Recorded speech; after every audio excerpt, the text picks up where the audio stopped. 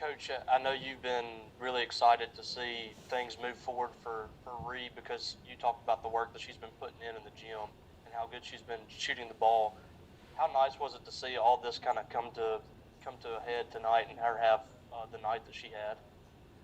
Yeah, it's very rewarding as a coach.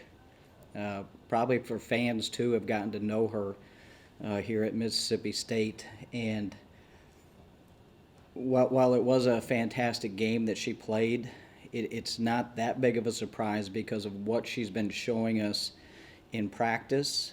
And she's had some big moments that maybe not everybody understood how big they were, whether it be a shot against Vanderbilt, um, a rebound here or there, but it has been a little bit more limited than what it was tonight, and it just doesn't happen. It's not a fluke.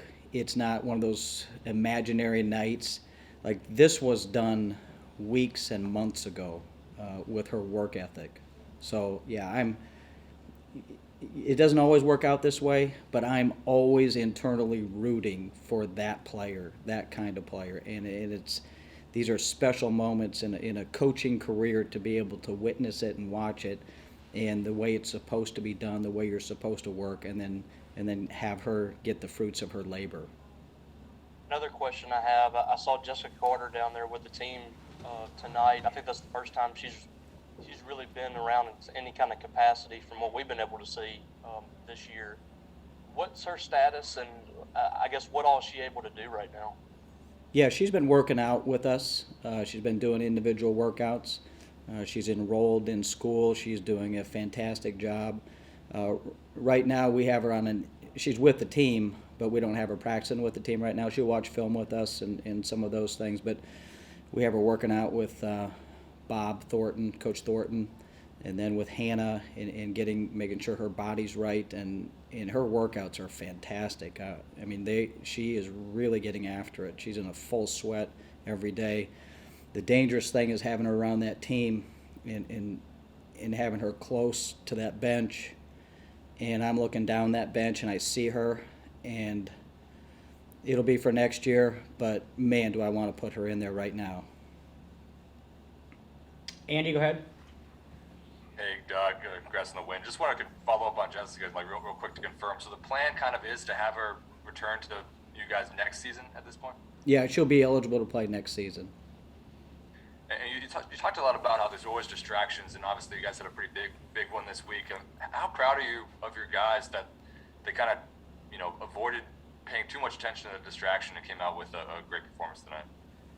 Yeah, it just showed incredible focus, and I mean, I knew what I was thinking, but these are 18 to 22 year olds, and sometimes it's like herding cats. So I knew my focus was simply to play the best game we could against a really good Missouri team, a team that could really make you look. They can make you look bad. How well they execute offense, how skilled they are. They're a talented team. So that's the only thing I thought about, and for the most part, the same thing with our team. I mean, that's what they were concerned about. And again, you can choose to follow the distractions, or you can choose to focus on the task at hand. And obviously, our team chose the latter. Colin, go Was ahead. this kind of the sorry, real quick? Was this kind of like the perfect small ball type of play of the formula that you wanted, with forcing turnovers and hitting from deep? And is that kind of the formula for the rest of the way? Well, yeah, I mean, I mean, you kind of need to do that. I wouldn't say it's what we designed or what we planned. It's what we have, and it would be the ball just moved better. We moved it, and we passed up some decent shots for great shots. And sometimes against a team like this, that's going to pack it in, you have to make 3 or 4 attacks before you really get that good inside out three or that skip across the floor. You just can't get it on the first side. And even if you get lucky and you make one on that first side off of a pull up, it's fool's gold because you can't get any rebounds. Not like we're a big time offensive rebounding team right now, but I just thought we controlled the game a little bit with our offense, so we didn't have to defend quite as much. We forced some turnovers. We took care of the basketball. We made some shots. Yeah, that's a pretty good formula. Colin, go ahead. The team is coming off of 3 losses. If you put it in the chat, we can get it. If you type it out, we'll go to Stefan next. If you'll type out the question. Hey, Doug. I was just curious. Anastasia had another 24 today, and in 3 games early this season, you guys hadn't had Rakia. She played pretty well too. Is she kind of becoming a player that you can really rely on? You know, when you get shorthanded, when things are tough, that she's going to kind of step up for you guys when you need it most. No. She's always been that player. So,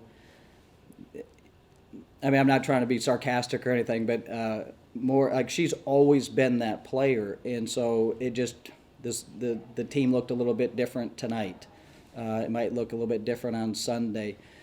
She's willing to do whatever we need to help us win basketball games. Her defense is getting better. Her focus and concentration, and she has some tough assignments, and she is a great competitor that will do whatever it takes to help this team win. And if it's getting an assist or a drive or hitting an open 3 and knocking down some free throws, I mean, she is up for any challenge, regardless of who's on the floor. You mentioned the turnovers a little bit earlier. I mean, when you have the lineup that you have, and you guys are undersized a bit, I think Missouri out-rebounded you by 12 or 13. Is that kind of a category you feel like you need to make up for a little bit in turnovers and making sure you're taking care of the ball and getting steals on the other end? Yeah, and we got to rebound better, and I don't care. I mean, we're small. We know that. That's not a mystery. It didn't happen overnight. It's, we got to hit, and we're just going to lose some of those battles. We've got to keep it a little bit closer. But, yeah, we have to win the possession game. We need to get a few steals, and we cannot turn that ball over. And I hate speaking in those terms of negativity, like we can't do that. We have to make smart plays. And we, for the most part, we did make smart plays on that offensive end, and by passing to the open man, making multiple attacks, multiple passes, inside out, and played a pretty good game of basketball. We'll get Colin's question here in the chat really quick.